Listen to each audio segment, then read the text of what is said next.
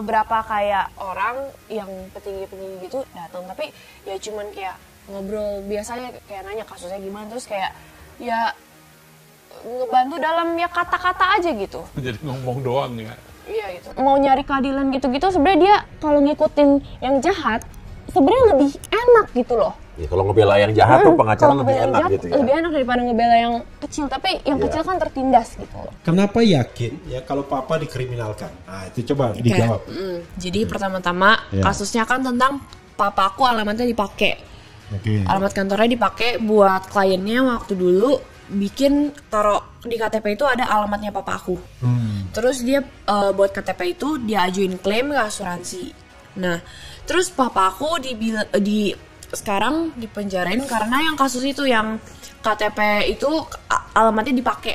Kita mengadakan demo hari ini karena sistem hukum di Indonesia sudah bobrok. Hukum Indonesia memang tidak baik-baik saja. Harus ada orang yang berani berbicara untuk menyedot hukum yang berantakan. Anak saya adalah salah satu dari sedikit orang banyak yang berani untuk menyedot sistem hukum yang berantakan. Namun banyak oknum dari kejaksaan yang tidak suka. Karena itu mereka takut kepada ayah saya, tidak berani untuk menolong sendiri, dan mereka memakai tangan kotor untuk meraih.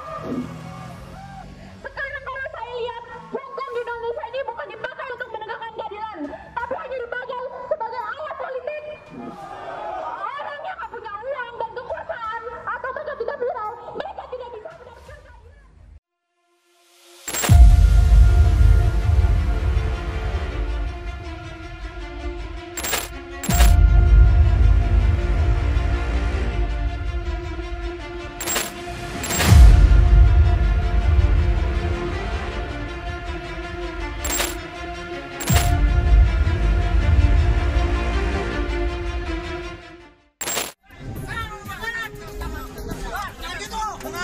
Aksi adu mulut terjadi di depan pintu gerbang Koperasi Sejahtera Bersama, Jalan Pajajaran, Kota Bogor. Uang kita sudah tertahan di sini 2 tahun lebih. Berapa kalau uang saya 650 lebih, anak saya juga 650 juta ya. Itu yang meminta jawaban dari pengurus dan pengawas.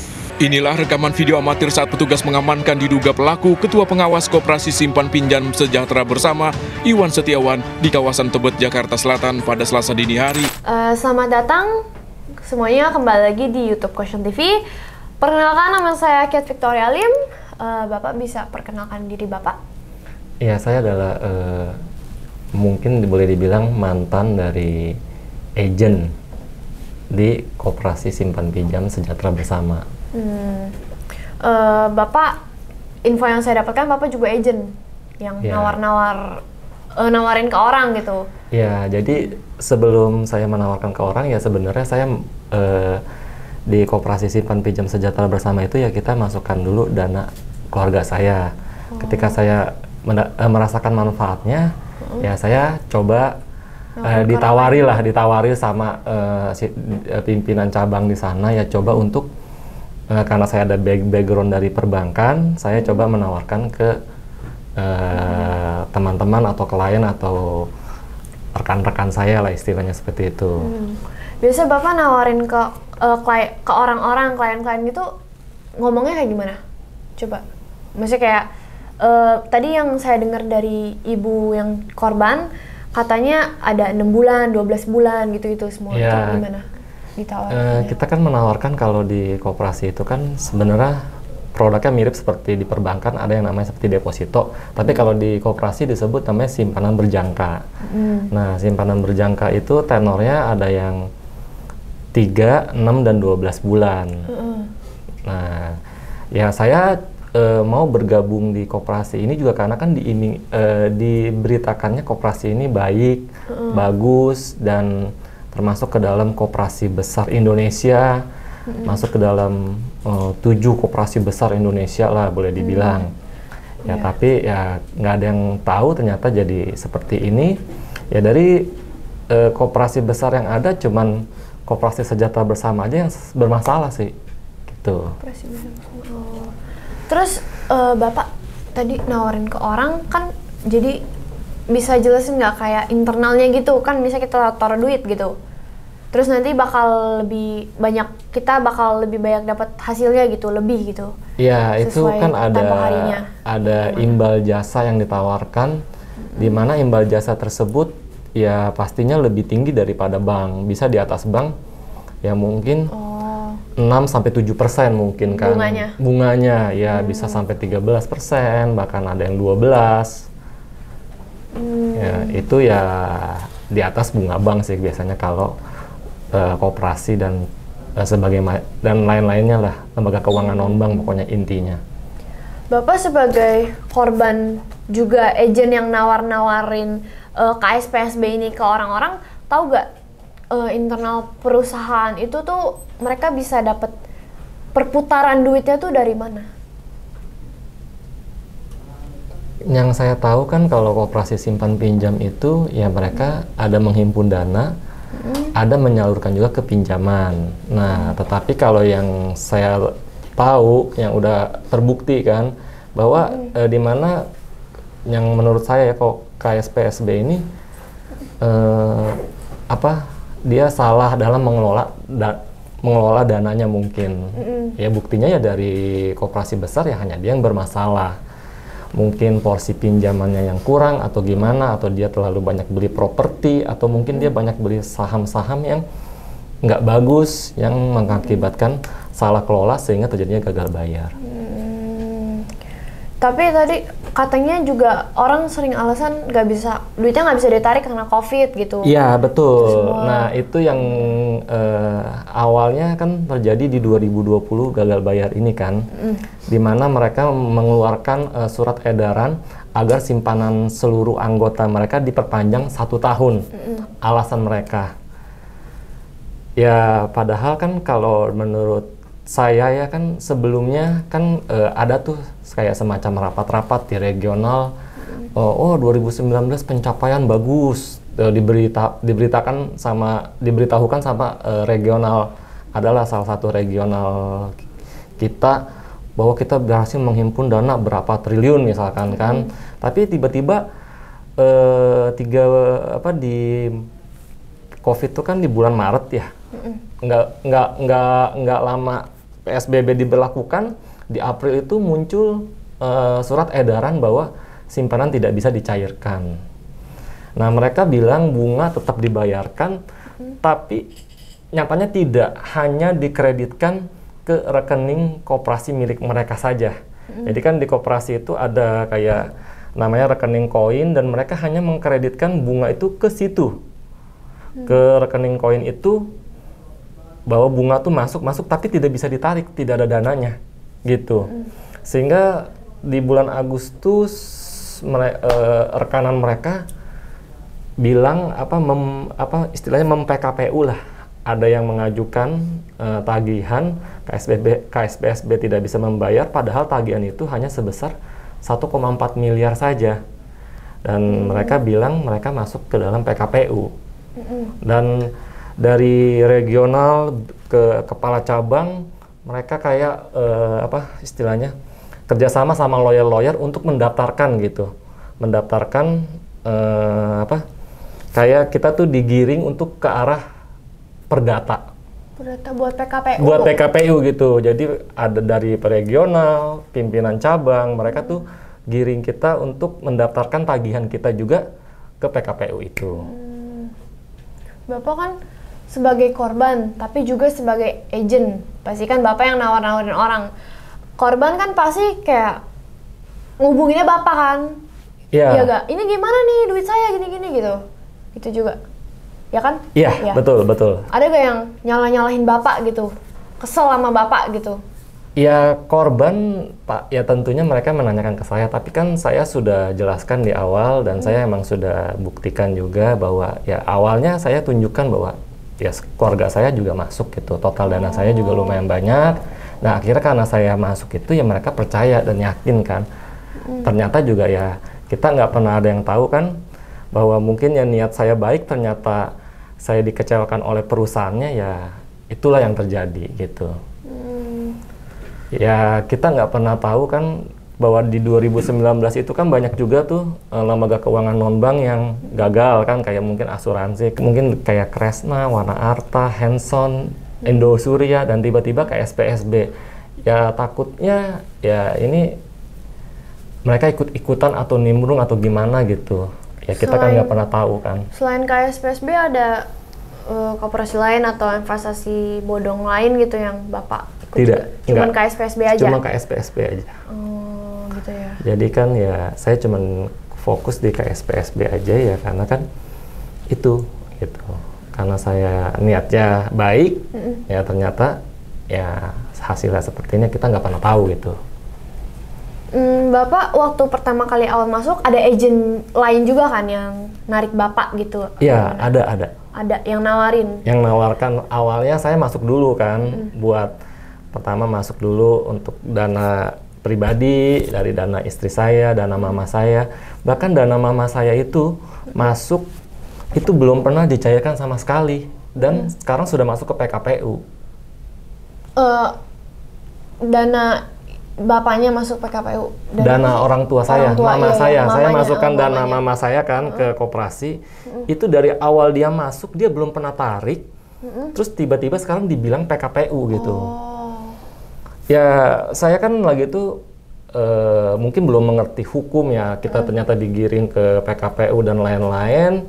Ya, saya masih positif, saya ikutin aja kan. Ternyata ya, pas akhirnya di cicilan pertama ya mereka mengingkarinya. Ya, mereka sering mengeluarkan surat edaran-edaran yang secara sepihak dan mereka juga nggak pernah. Kalau koperasi itu kan pemiliknya adalah anggota, tapi anggota mereka tidak pernah transparansi sama anggotanya. Gitu. Terus Bapak bisa jelasin lebih dalam nggak kayak prosesnya tuh gimana gitu loh? Maksudnya kayak selama 6 bulan nanti kan ada deposito terus nanti bisa tarik gitu. Maksudnya setelah 6 bulan bisa tarik, atau kayak nanti ada yang 1 tahun, setelah 1 tahun baru bisa tarik, atau bisa tarik beberapa dulu itu gitu. Prosesnya tuh gimana dari awal sampai akhir? Saya juga kan bergabung di KSPSB ini nggak terlalu lama ya. Mungkin kan KSPSB ini kan infonya dia sudah 16 tahun berdiri dan saya hanya baru 2 tahunan kan. Ya itu juga saya diajak oleh, boleh dibilang ya, kepala cabang lah atau branch manager di situ, di cabang di Jakarta. Saya diajak ya, dia bilang ini koperasi bagus, koperasi besar, ada bukunya, ada buku 100 besar koperasi Indonesia, ada majalah-majalah. Ya itu diperlihatkan ke saya. Ya caranya ya saya juga sama, duplikat dari yang udah diajarkan. Terus ya kalau mereka masuk 6 bulan, ya misalkan contoh nasabah anggota, kalau di koperasi kan kita sebutnya anggota, dia jadi anggota dulu, tapi dia hanya membayarkan simpanan pokok, simpanan wajib itu sekali saja, nggak iurannya tuh nggak ada tiap bulan kan. Nah itu bedanya kan, mungkin seharusnya kan kalau koperasi yang saya tahu kan harus ada iuran lagi, simpanan wajib, simpanan pokok itu setiap bulan didebet, tapi kalau di KSPSB ini dia hanya ada di awal saja. Lalu setelah nasabah masuk, misalkan contoh 100 juta masuk, ya bunga bisa dibayarkan per bulan atau mau dikreditkan di rekening koin gitu. Sewaktu-waktu nasabah butuh dia bisa tarik, atau ada slip pemindah bukuan. Sama pokoknya persis seperti perbankan. Jadi kita taruh duit, nanti dibayar bunga ke kita per bulan, setiap bulan, tapi bunganya belum sampai duit yang kita masukin, baru beberapa aja gitu. Iya, boleh dibilang ya hasil yang kita dapat yang nggak sesuai dengan uang yang sudah kita keluarkan, jadi nggak ada manfaatnya. Lebih kecil daripada uang yang kita taruh. Lebih kecil daripada uang yang kita taruh. Tapi sekarang duitnya katanya sama sekali nggak bisa ditarik. Iya, duitnya sama sekali nggak bisa ditarik semenjak masuk PKPU. Pokoknya semenjak April tuh mereka udah mulai ya ada ya. April 2020. Jadi April 2020 setelah mereka mengeluarkan surat edaran untuk melakukan perpanjangan, ya perpanjangan kepada semua anggotanya, ya itu sama sekali mereka nggak bisa tarik, gitu. Mungkin ya mereka hanya membayarkan sesuai skema aja, tapi hanya membayarkan yang kecil-kecil. Menurut Bapak sebagai korban dan juga sebagai agent, Kenapa duitnya nggak bisa ditarik dari sananya, dari dalam perusahaannya itu? Mereka beralasan tidak ada likuiditas. Likuiditas maksudnya apa? Nggak ada dana. Ada dana? Iya, mereka selalu beralasan kita lagi menunggu investor, kita lagi jual aset, sehingga ya sampai sekarang ya kasusnya ya ditetapkanlah 2 tersangka pengurus mereka, dan begini sampai sekarang ya belum ada kejelasan gitu. Bapak dari awal pernah ngebayangin nggak skenario kayak gini? Pas awal masuk jadi agent, bayangin nggak duitnya bisa hilang semua gitu? Saya belum, mungkin karena termasuk boleh dibilang awam kan, belum ngerti hukum. Awalnya ya saya nggak sempat ngebayangin sampai begini. Tapi setelah beberapa lama saya sudah mengalami ini, mengerti sedikit hukum, ya saya baru mengerti, oh inilah apa sampai akhirnya terjadi seperti ini tuh kayak mereka udah ada mungkin pasang rencana atau gimana ya. Bapak mungkin kayak udah direncanakan lah. Bapak katanya kan orang perbankan. Perbankan itu agak masih sistemnya gitu agak sama kayak koperasi simpan pinjam kan?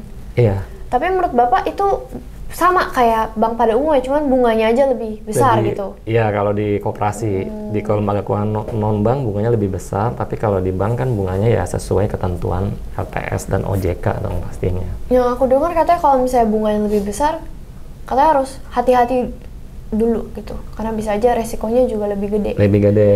Berarti kalau misalnya masukin duit ke yang bunganya lebih besar tuh sama aja kayak gamble bukan? Gambling ya? Maksudnya kayak ya resikonya juga gede gitu. Ya resikonya besar ya, tapi kan kita lihat lagi itu kan banyak piagam yang didapat. Ini koperasi besar lebih ke situ sih, di bawah Kementerian Koperasi katanya kan. Dan bahkan di 2019 aja mendapatkan penghargaan dari Presiden Satya Lencana Wirakarya. Koperasi ini gitu. Bapak udah lapor ke Kementerian Koperasinya itu? Ya sudah banyak anggota sih yang coba melapor, ya mereka hanya menampung, dan sekarang udah dibentuk namanya Satgas Koperasi Bermasalah. Sejauh ini ya belum seluruhnya lah hak-hak korban dipenuhi lah. Kebanyakan mereka hanya mungkin ya boleh dibilang ya kebanyakan mereka hanya menunda mengulur-ngulur waktu lah. Banyak drama-drama yang mereka berikanlah kepada anggota, harapan-harapan yang belum sampai sekarang belum terrealisasi gitu. Bapak ada kenal agen-agen lain juga yang banyak juga jadi korban? Karena saya di situ belum terlalu lama ya, ada agen beberapa. Ya mungkin ya beberapa agen itu ya mereka juga sama mungkin memperjuangkan hak-hak anggotanya, hak-hak ya rekan-rekan mereka, teman-teman mereka ya. Tapi ya sama, mereka juga sudah ke kementerian, sudah kemana, ombudsman dan lain-lain, sudah coba ke presiden ya, tapi sampai sekarang ya juga seperti ini gitu. Anggota itu korban dan agen atau agen doang? Atau yang masuk ini juga termasuk anggota? Anggota itu kan kalau kita di koperasi itu ya kita kalau sudah menyetorkan simpanan wajib simpanan pokok, mereka bilangnya sebutnya anggota. Jadi ya baik agen, baik korban ya semua dibilangnya anggota gitu. Koperasi kayak gini tuh sistemnya udah ada dari dulu ya, kayak di bank gitu. Tapi cuman karena yang di KSPSB ini bunganya lebih gede, keuntungannya lebih gede, jadi orang lebih tertarik tertarik gitu. Apalagi mereka ya banyak keluarin majalah gini-gini dan lain-lain ya. Terus banyaklah ada aplikasinya lah, lagi terakhir digitalnya dan lain-lain kan ya. Kok udah ada di bawah Kementerian Koperasi, terus udah ada piagam, udah ada penghargaan termasuk 7 koperasi besar, tapi masih bisa duitnya hilang semua, itu menurut Bapak karena apa? Nah, ya mungkin ya yang tadi awal saya bilang ya, mereka mungkin ada salah pengelolaan dan mungkin juga ada unsur-unsur lain yang kita nggak tahu, mungkin bisa juga unsur kesengajaan atau gimana, kita nggak ya, ini kan semua kalau jatuhnya kan ke niat baik ya, niat baik pengawas pengurusnya gitu. Kalau emang mereka niat mengembalikan, ya kenapa harus PKPU gitu, kenapa mereka nggak jual-jual aset mereka gitu kan. Ini semua kembali ke niat sih kalau saya lihat. Salah pengelolaan, jadi menurut Bapak harusnya tuh pengelolaannya gimana? Kalau koperasi kan setahu saya tuh harus benar-benar mereka tuh menyalurkan kepinjaman ya. Jadi pinjaman untuk anggota-anggota mereka juga kan. Jadi emang harus 70-80% dana itu disalurkan ke pinjaman. Tapi yang terjadi di KSPSB ini ya mereka nggak salurkan ke pinjaman. Kemana? Mereka salurkan ke anak-anak usaha mereka gitu. Oh. Jadi kayak ada mungkin di cabang yang bagian pinjaman lah, boleh bilang di daerah Bekasi mungkin dana yang dihimpun besar, tapi penyaluran ke pinjaman hanya beberapa saja gitu. Itu salah pengelolaan gitu ya? Ya kalau kita lihat sih seperti itu, dan yang dari kementerian mungkin dari mana-mana ya bilang banyak kan koperasi bermasalah itu karena salah kelola mereka. Dan bahkan menteri sendiri ya Pak Teten Mas Duki ya banyak mengatakan bahwa sudah banyak juga aset-aset koperasi yang sudah dipindahnamakan mungkin ke pengawas atau pengurus. Pengawas pengurusnya itu siapa? Pengawas pengurus koperasi? Pengawas pengurus koperasi itu kalau di KSPSB kan ada yang disebut, kita inisial aja ya atau gimana? Ada yang disebut inisial IS, terus ada VN, ya ada pokoknya mereka ada direktur utama, ada ketua pengawas, ada anggota pengawas, pokoknya terdiri dari ada bagian pinjaman, bagian simpanan, pokoknya sama lah seperti di perusahaan, tapi ini bentuknya koperasi gitu. Tapi bisa bener-bener nggak bisa tarik pas awal-awal, ada yang ngingetin nggak, kayak yang nawarin, tapi kita juga misalnya ya dia ngomong tapi kita juga nggak tahu kalau nanti kedepannya gimana, kasih peringatan dulu gitu, atau kayak emang bener-bener udah pasti bisa, kayak secara umum logika kayak bank aja gitu mikirnya, maksudnya kayak udah pasti duitnya bakal bisa balik semua gitu.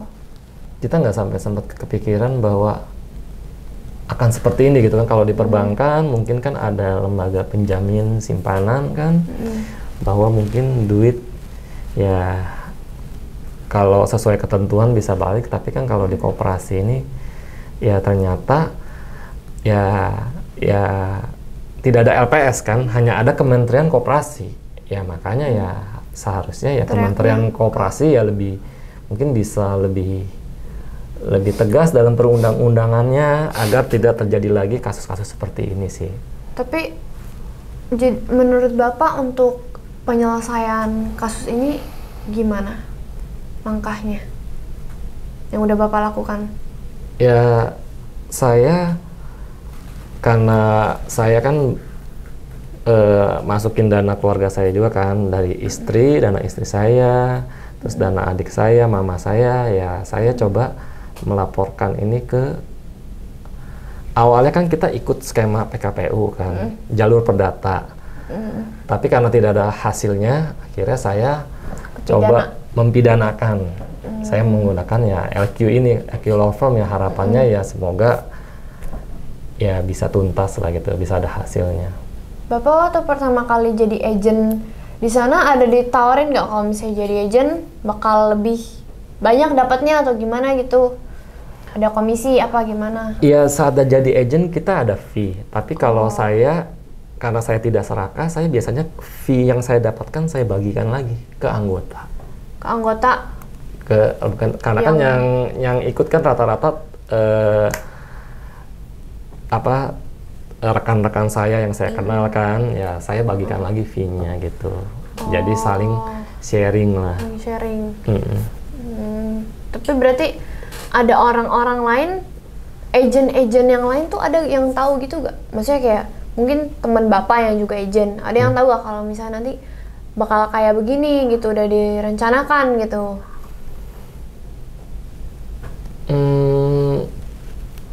Wah itu sih saya kurang tahu ya. Mungkin yang tahu ya harusnya mereka yang di atas ya. Mungkin kayak sekelas pimpinan cabang aja ya, kalau yang nggak aware gitu kan ya mungkin bisa nggak juga gitu. Tapi ya yang tahu ya orang-orang atas, mungkin sekelas regional, pimpinan cabang, harusnya mereka ya bisa lebih aware. Tapi ya kita kan nggak tahu, kita hanya menerima perintah atau mungkin hanya menerima surat edaran ya begitu. Pimpinan cabang tuh tugasnya apa? Kan katanya ada setiap BM kan branch manager di mana-mana. Nah, mereka tugasnya itu di situ apa? Ngerekrut agen-agen apa gimana? Ya, gitu? Pimpinan cabang tugasnya operasional cabang, mereka awasi. Terus ya merekrut agen-agen sih, jadinya merekrut agen-agen. Mungkin ya mereka menawarkan dulu nih jadi nasabah atau boleh disebut jadi anggota. Coba taruh dulu kan, terus ketika mereka mungkin lihat orang ini kompeten atau mungkin ada peluang, ada potensi, ya mereka biasanya tawarkan jadi agent untuk menawarkan lagi gitu. Ngelihat ada potensinya dari mana? Ya nggak tahu, si BM ini, si kepala cabang ini yang melihat sih. Oh, yang orang waktu itu tahu Bapak ada pengalaman di perbankan, taunya dari mana?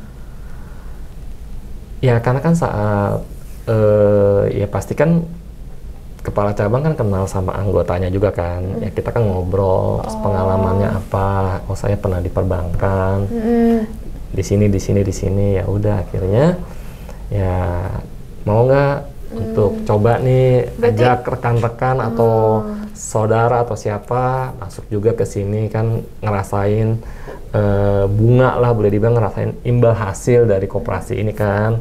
Nah nanti kamu di situ bisa dapat begini gitu kan, dijelaskan. Berarti Bapak lumayan dekat juga sama branch manajernya?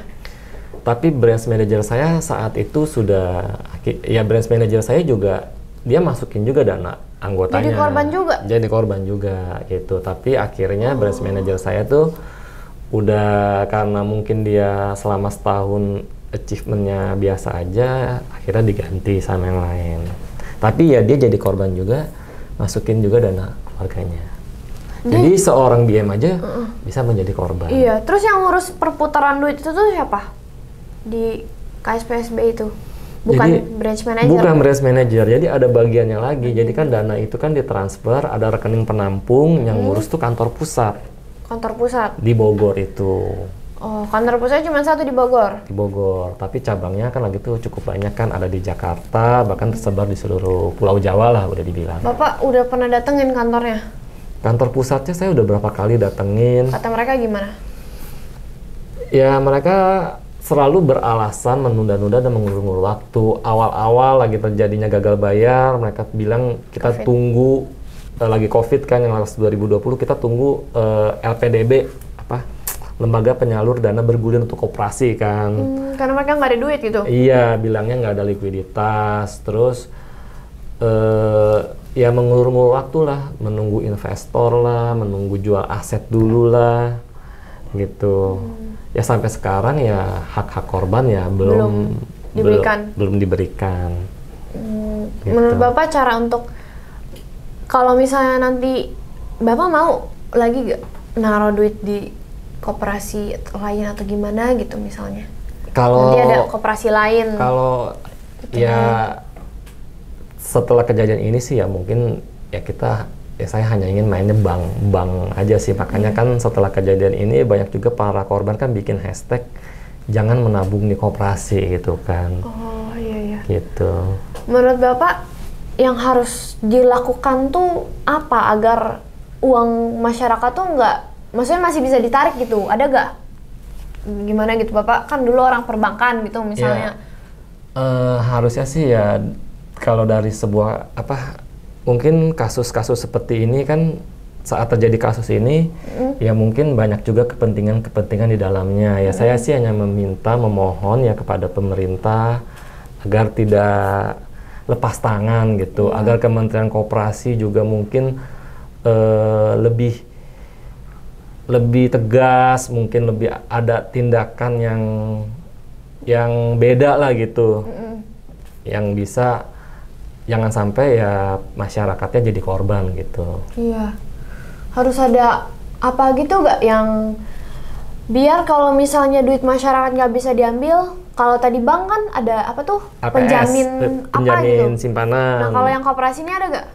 Nah nggak ada, masalahnya koperasi ini nggak ada gitu.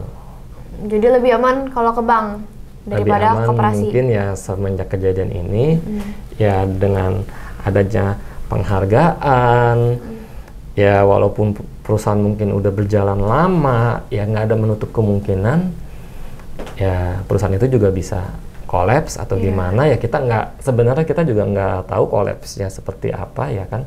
Di situ juga banyak campur tangan, ada pengawas pengurus mereka.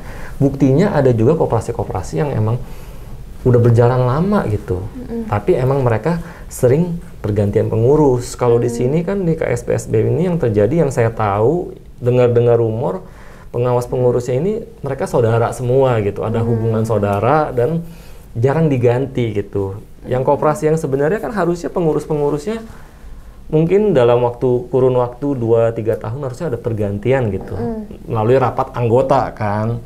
Nah kalau di KSPSB ini kan nggak seperti itu gitu.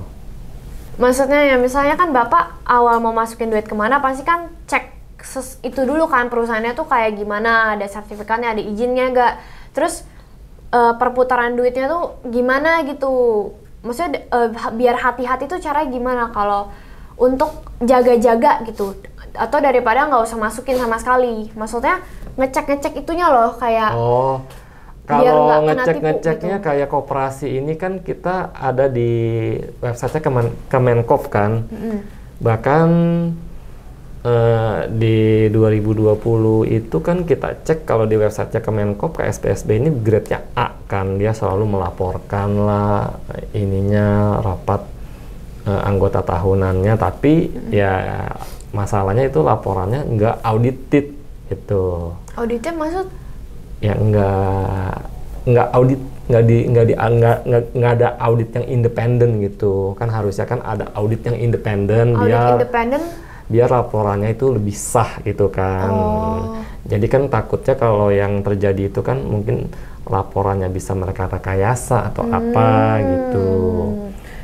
Jadi walaupun dia udah ada di mana tadi Kemenkop ada di website Kemenkop, kita masukin aja nama koperasinya. Nanti bisa lihat. Bisa kelihatan oh dia gimana.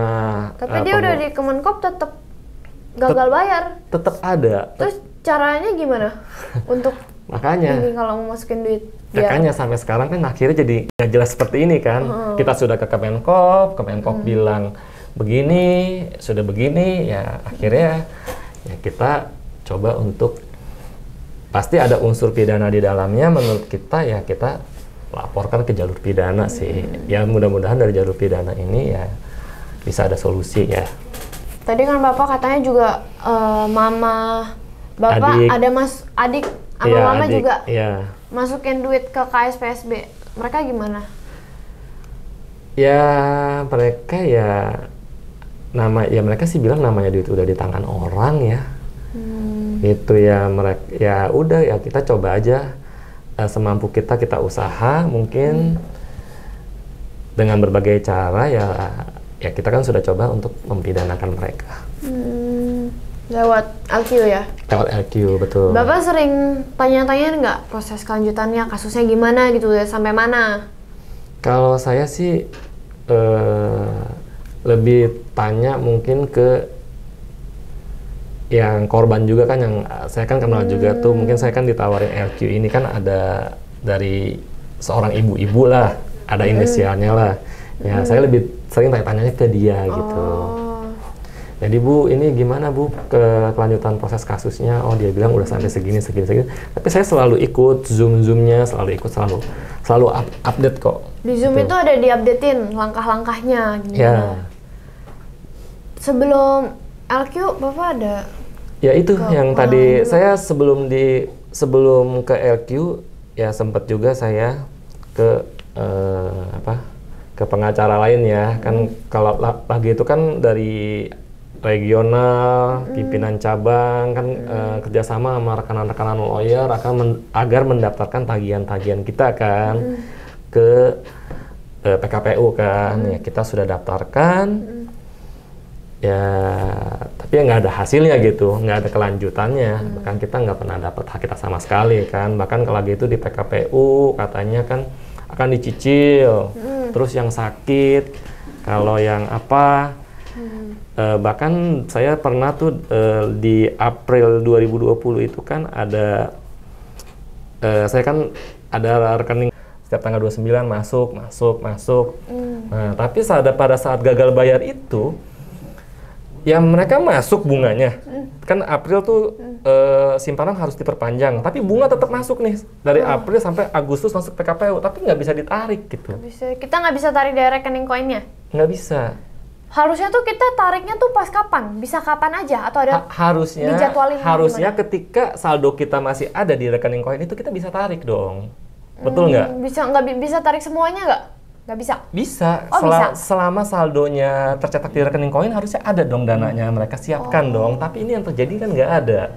Yang 3 bulan, 6 bulan, 12 bulan tuh kan kita milih. Kalau misalnya kita milih 3 bulan sama 6 bulan perbedaannya apa? 3 bulan 10%, 6 bulan 12%. Tapi tetap bisa kita tarik semuanya? Nggak bisa saat kita jadi gagal bayar. Tapi pada saat nggak gagal bayar? Sebelum-sebelumnya mungkin bisa harusnya. Mungkin saat misalkan 3 bulan dari April, Mei, dari Januari, Februari, Maret. Maret jatuh tempo nih. Nah mereka harusnya balikin biletnya. Nah mereka duitnya misalkan ada, ya mereka bisa tarik semua gitu si anggotanya. Tapi ini kan yang terjadi ya walaupun di rekening koin ada nih saldonya, tapi nggak bisa ditarik. Nggak bisa ditarik karena kan rekening koin itu rekening intern mereka gitu. Jadi sistemnya 3 bulan, 1 bulan. Nah, yang 1 bulan dikasih bunga, kita bisa tarik. Tapi kalau misalnya udah lewat 3 bulan, misalnya kita maunya 3 bulan, harus perpanjangan. Kalau 6 bulan nanti 6 bulan ini nih dikasih bunga gitu. Iya. Oh, iya. Seperti deposito pokoknya. Rekening koinnya nggak bisa ditarik, ada tulisan saldonya, tapi nggak bisa ditarik. Ada tulisan saldonya, tapi tidak bisa ditarik. Oh, gitu. Oke. Berarti Bapak tawarin ke korban-korban, Bapak sebagai agen waktu tawarin ke orang-orang lain juga gitu juga? Bapak jelasin nggak? Iya, kita jelaskan. Kan kita kasih lihat contoh buku rekening koinnya, sistemnya seperti apa. Ya mungkin orang-orang deposan yang berada di Jakarta yang mungkin biasa main lembaga keuangan non-bank, mereka udah paham gitu, atau mungkin mereka udah nggak tahu lah gitu. Tapi ya setelah terjadinya gagal bayar, ya akhirnya benar-benar walaupun ada nih saldonya di rekening koin, ya kita tarik nggak bisa. Sebelum terjadi gagal bayar tuh ada kayak tanda-tandanya gitu gak mau gagal bayar? Nggak bisa ditarik duitnya, ada tanda-tanda gitu gak? Ya itu tanda-tandanya di bulan April tiba-tiba mereka mengeluarkan surat edaran. Jadi sebenarnya dari April sampai belum masuk ke PKPU tuh bisa ditarik ya, tapi sedikit gitu. Likuiditas di cabang tuh hanya dikasih sedikit. Jadi kita bisa tariknya ada minimalnya gitu, maksimalnya? Iya, ada misalkan maksimal. Tadi mungkin di rekening koinnya ada 10 juta, cuma bisa tarik 500.000 gitu. Terus sampai akhirnya masuk ke PKPU, pada saat PKPU ya mereka beralasan kita sudah PKPU gitu. Seperti itu. Bapak, kehidupan sehari-hari Bapak gimana? Semenjak jadi dari 2020, duit Bapak nggak bisa ditarik? Gimana aja? Ada perubahan nggak di kehidupan Bapak gitu? Ya ada perubahan sih ya, semenjak terjadinya gagal bayar itu di 2020 ya hak-hak kita udah nggak dibayarkan oleh koperasi kan, oleh KSPSB, oleh perusahaan. Ya saya tetap melayani anggota, membela anggota. Jadi dari 2020 itu kita tuh udah nggak di hak-hak kita tuh udah nggak diberikan dari Maret. Jadi dari Maret sampai Desember tuh saya bener-bener nggak ada income sama sekali. Terus gimana income-nya? Ya kebetulan untung kan kebetulan ya masih disokong sama keluarga, mungkin ada bantuan dari istri, saudara dan lain-lain.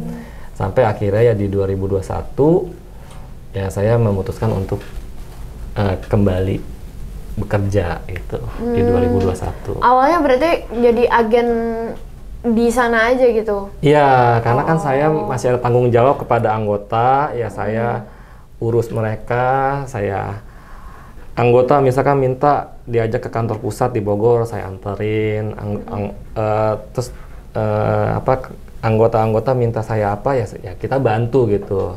Sampai akhirnya ya nggak bisa dong kita seperti ini aja udah hampir 10 bulan kan udah nggak ada income, ya udah akhirnya ya saya memutuskan di 2021 awal ya saya kembali bekerja lagi.